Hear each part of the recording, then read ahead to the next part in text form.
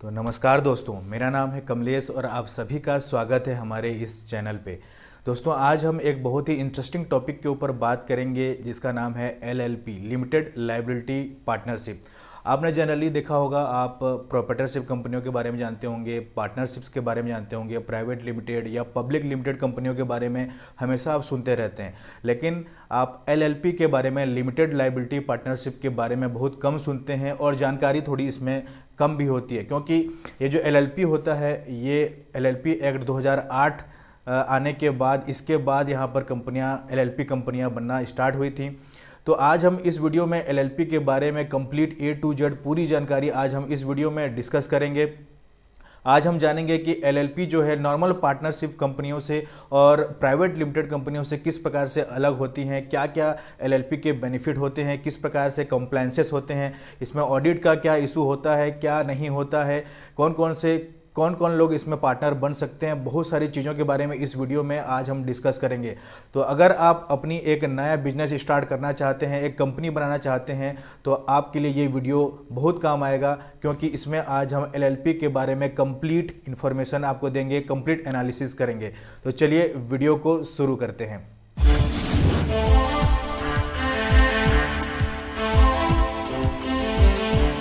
तो एलएलपी को समझते हैं, और एलएलपी एक्चुअल में क्या होता है। ये आपके नॉर्मल पार्टनरशिप कंपनियों के और प्राइवेट लिमिटेड कंपनियों का एक हाइब्रिड फॉर्म होता है।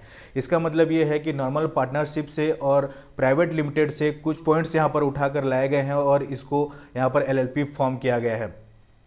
अब इसका नीड क्यों आया, देखिए एलएलपी में क्या होता है कि जैसे पार्टनरशिप की अगर हम बात करें, नॉर्मल पार्टनरशिप की, तो उसमें क्या होता है कि जो उसकी सिंप्लिसिटी है उसमें, क्योंकि उसमें ऑडिट का इशू नहीं आता है, उसमें कंप्लायंसेस कम होते हैं, उसका डॉक्यूमेंटेशन कम होता है नॉर्मल पार्टनरशिप का, उसको रनिंग कॉस्ट उसका थोड़ा कम होता है। तो इस प्रकार की जो सिंप्लिसिटी है नॉर्मल पार्टनरशिप से, उसको उठाकर एलएलपी में लाई गई है।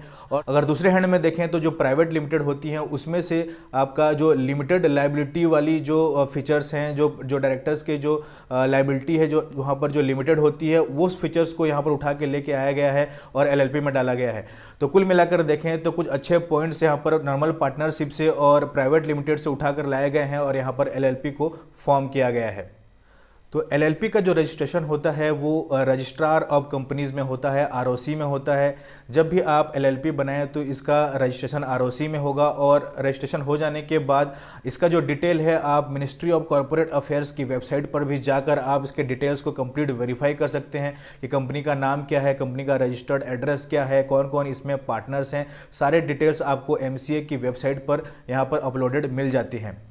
अब एलएलपी के वर्ड, जो एलएलपी का जो नेम है, उस पर हम फोकस करते हैं कि एलएलपी नाम क्यों पड़ा, या लिमिटेड लायबिलिटी पार्टनरशिप इसमें इसको क्यों बोला जाता है। तो इसके नाम से इसमें यहाँ पर स्पष्ट हो रहा है कि यहाँ पर जो पार्टनर्स होते हैं एलएलपी में, उनकी लायबिलिटीज़ यहाँ पर लिमिटेड होती है।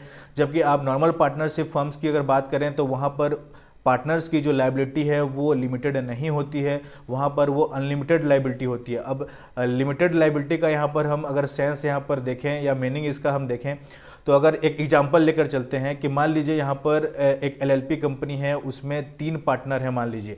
अब उन तीनों पार्टनर का अलग अलग कंट्रीब्यूशन अमाउंट था कंपनी को स्टार्ट करने के लिए, उनका शेयर होल्डिंग अलग अलग है, ठीक है। अगर मान लीजिए एक पार्टनर उसमें से अपना कुछ गलती के कारण या गलत डिसीजन के कारण, मान लीजिए कंपनी को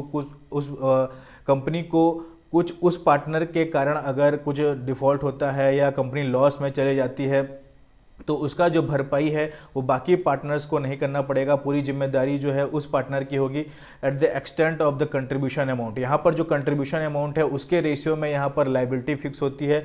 और अगर इसी को अगर हम कंपेयर करें नॉर्मल पार्टनरशिप से, तो उसमें क्या होता है कि मान लीजिए कंपनी लॉस में जा रही है, तो उस लॉस को फुलफिल करने के लिए पार्टनर्स के इंडिविजुअल जो एसेट्स होते हैं, जो उनकी प्रॉपर्टी होती है, उनको बेचकर भी यहाँ पर पार्टनरशिप कंपनी के जो लॉस होता है उसको यहाँ पर फुलफिल किया जाता है।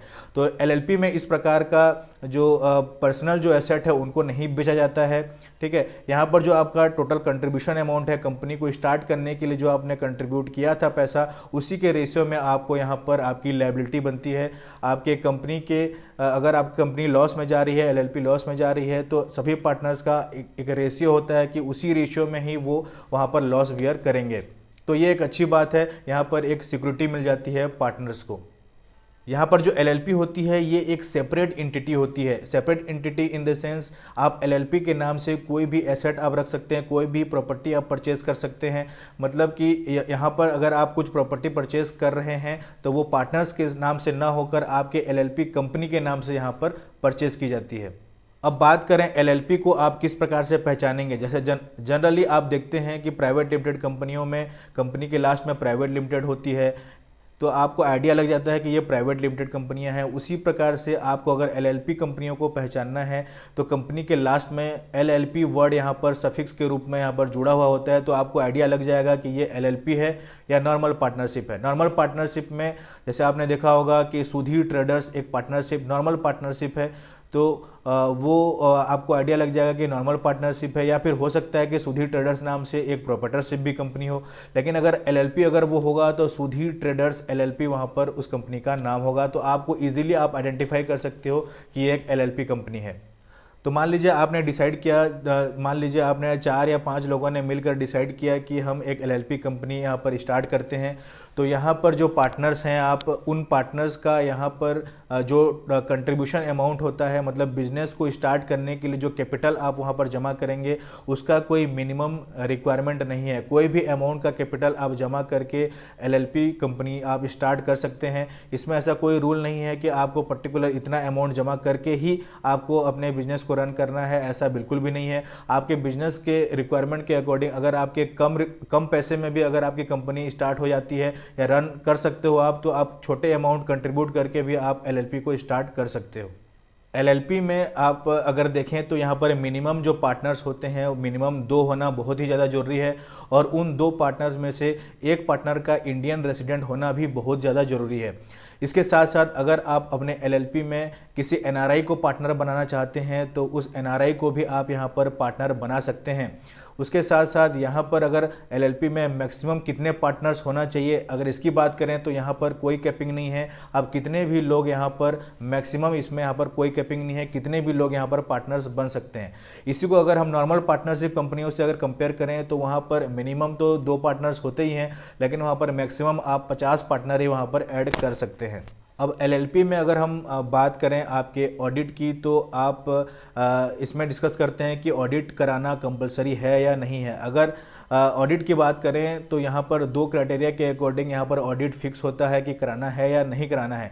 अगर आपका जो टोटल कंट्रीब्यूशन अमाउंट है, मतलब बिजनेस स्टार्ट करने के टाइम पे जो सारे पार्टनर्स ने मिलके जो कैपिटल जमा किया था वो वैल्यू अगर 25 लाख से ऊपर का था, तो आपको ऑडिट कराना यहाँ पर मैंडेटरी हो जाता है।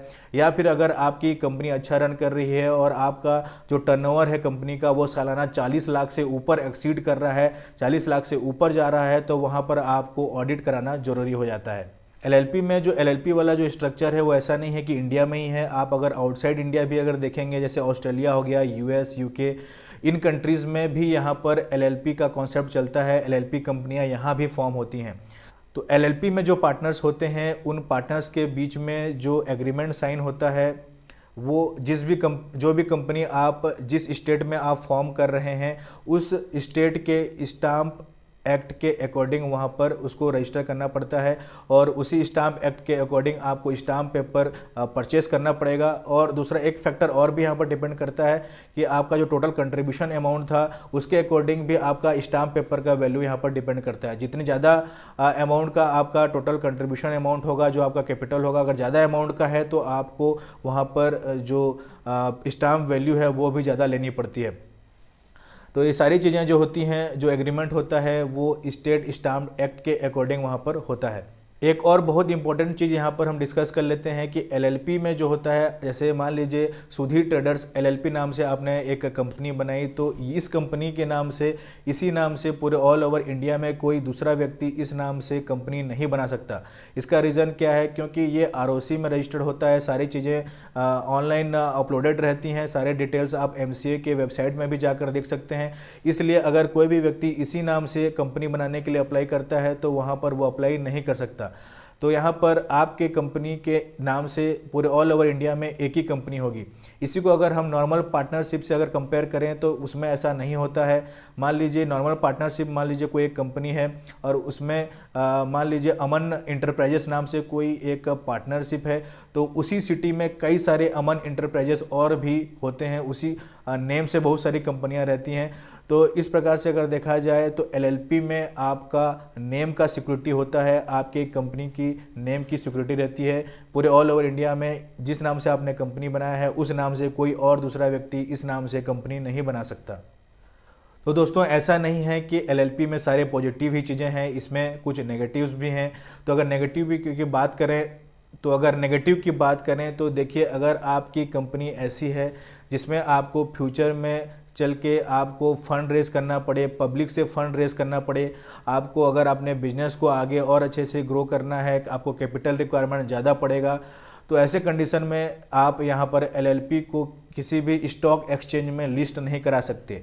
नॉर्मली आपने प्राइवेट लिमिटेड को देखा होगा, स्टॉक एक्सचेंज में वो इजीली वहाँ पर लिस्ट हो जाते हैं। कोई भी प्राइवेट लिमिटेड कंपनी अगर पब्लिक से पैसा रेस करना चाहती है, पैसा उठाना चाहती है, कैपिटल उसको अगर ज़्यादा चाहिए, तो वहाँ पर वो किसी भी स्टॉक एक्सचेंज में लिस्ट करा सकती है अपनी कंपनी को। बट एलएलपी को आप किसी भी स्टॉक एक्सचेंज में लिस्ट नहीं करा सकते।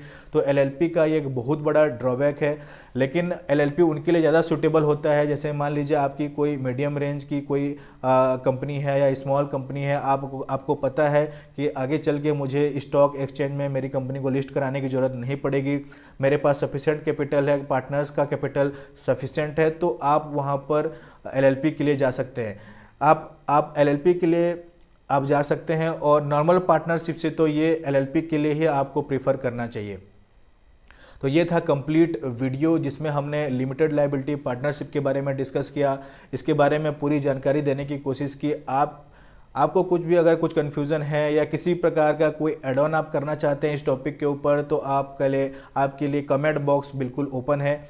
इसके साथ साथ अगर आप वीडियो पे पहली बार अगर आप वीडियो को देख रहे हैं तो वीडियो को लाइक ज़रूर कीजिएगा और हमारे चैनल को सब्सक्राइब करके बेल आइकन जरूर दबा दीजिएगा, क्योंकि इसी प्रकार के नॉलेजेबल और इन्फॉर्मेटिव वीडियोज़ हमारे चैनल पे हमेशा आते रहते हैं।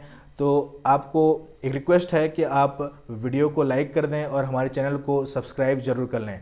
आने वाले टाइम के लिए मुझे दीजिए इजाज़त। धन्यवाद।